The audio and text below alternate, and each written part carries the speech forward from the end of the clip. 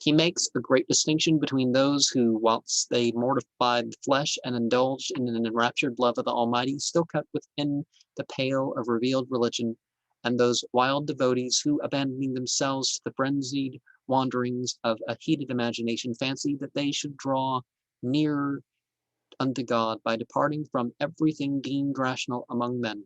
In another passage, this author states, "The Almighty, after his prophets and holy teachers, esteems none more than the pure Sufis, because their desire is to raise themselves, through his grace, from the earthly mansion to the heavenly regions, and to exchange their lowly condition for that of angels. I have stated what I know of them in my preface. The accomplished and eloquent among them form two classes. The Hukama are men of science, and the Ulama are men of piety and learning. The former seek truth by demonstration, the latter through revelation. There is another class called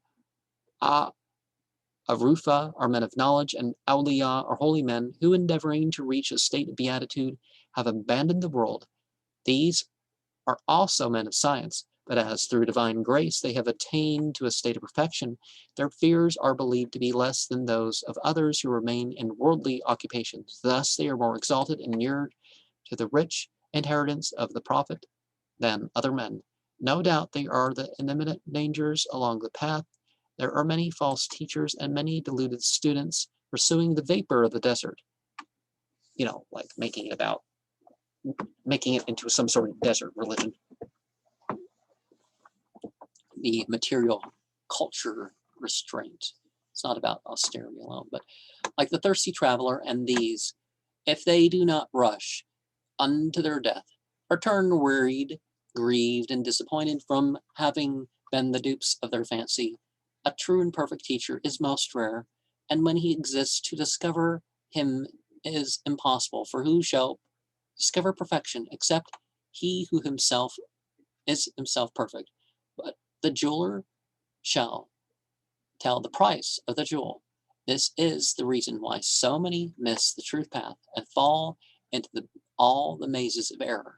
They are deceived by appearances and waste their lives in the pursuit of that which is most defective, conceiving all along that is most perfect, and thus lose their time, their virtue, and their religion. It is to save men from this danger that God, through the prophet, has warned us to attend to established usages and to be guided by care and prudence. What has been said applies equally to those who live in the world and to those who have abandoned it, for neither abstinence nor devotion can exclude the devil, who will seek retired mendicants, clothed in the garb of divinity, and these, like other men, will discover that real knowledge is the only talisman by which the dictates of the good can be distinguished from those of the evil spirit. The traveler on the path of Sufism must not, therefore, be destitute of worldly knowledge, otherwise he will be alike exposed to dangers from excess or deficiency of zeal, and he will certainly act contrary to the most sacred of his duties. A senseless man is likely to exceed the just bounds in the practice of abstinence and abstraction, and then both his bodily and mental frame become affected, and he loses his labor and his object. The Sufi teacher continues, Qazi Nurullah professes to instruct his disciple how to restore the inward man by purifying the spirit, cleansing the heart, enlightening the head, and anointing the soul. And when all this is done, they affirm that his desires shall be accomplished and his depraved qualities changed into higher attributes, and he shall prove and understand the conditions, the revelations, the stages, and gradations of exaltation, till he arrives at the ineffable enjoyment of beholding and contemplating God. If teachers have not arrived at this consummation of perfection themselves, it is obvious that to seek knowledge or happiness from them is a waste of time, and the devoted disciple will either terminate his labor in assuming the same character of imposture that he has found in his instructor, or he will consider all Sufis alike and condemn this whole sect of philosophers. It often happens that sensible and well-informed men follow a master who, though able, has not arrived at the virtue and sanctity which constitute perfection. His disciples, conceiving that none are better or more holy than their teacher and themselves, and yet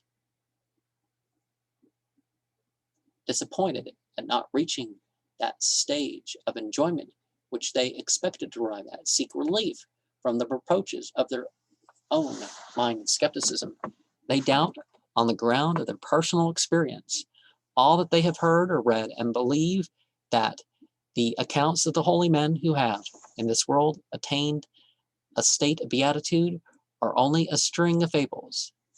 This is a dangerous error, and I must therefore repeat that those who seek truth should be most careful to commence with prudence and moderation, lest they be lost in the mazes I have described, and from the meeting with evils of their own creation should give way to disappointment and grief, and by expelling from their minds that ardent fervor which belongs to true zeal, should disqualify themselves for the most glorious of all human pursuits.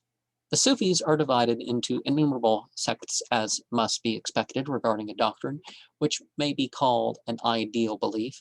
It will not be necessary to present subject to enumerate them all, for although they differ in designation and some in minor usages, they all agree to the principal tenet of their creed, particularly in inculcating the absolute necessity of entire submission to their inspired teachers and the feasibility through fervent piety and enthusiastic devotion of the soul's attaining a state of heavenly beatification whilst the body is yet an inhabitant of this terrestrial sphere. I have refrained from attempting to give any description of the extraordinary phases the Sufi belief has, from time to time, assumed in Hindustan, where it has ever flourished, and where it has been beneficial in tending to unite the opposite elements of Muslim and Hinduism. Oh, Hinduism's a term the British came up with to talk about probably about 70,000 religions, but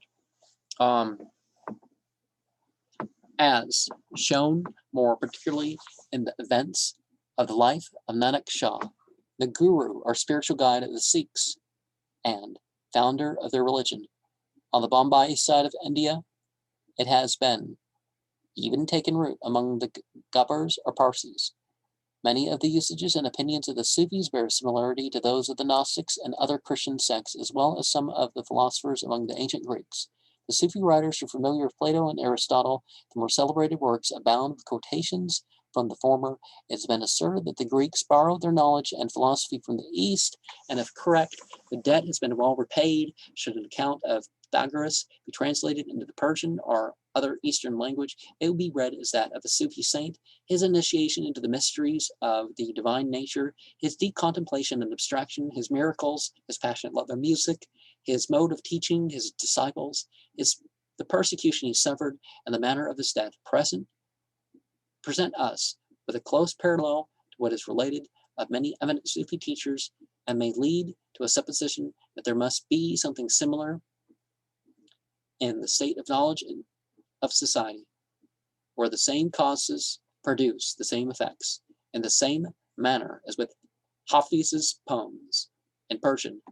Many of the following odes, particularly those of Rahman and Hamid, are commonly sung all over Afghanistan, as popular songs are sung in Europe, but the singers, generally unless educated men, have little idea of the deep meaning that lies beneath. And were referenced in the first video. There's a Persian manuscript that says that translates as, the creation proceeded at once from the splendor of God, who poured his spirit upon the universe, as the general diffusion of light is poured over the earth by the rising sun, and as the absence of that luminary creates total darkness, so the partial and total absence of the divine splendor or light causes partial or general annihilation. The creation, its relation to the greater, is like out of the small particles discernible in the sun's rays, which vanish the moment it ceases to shine.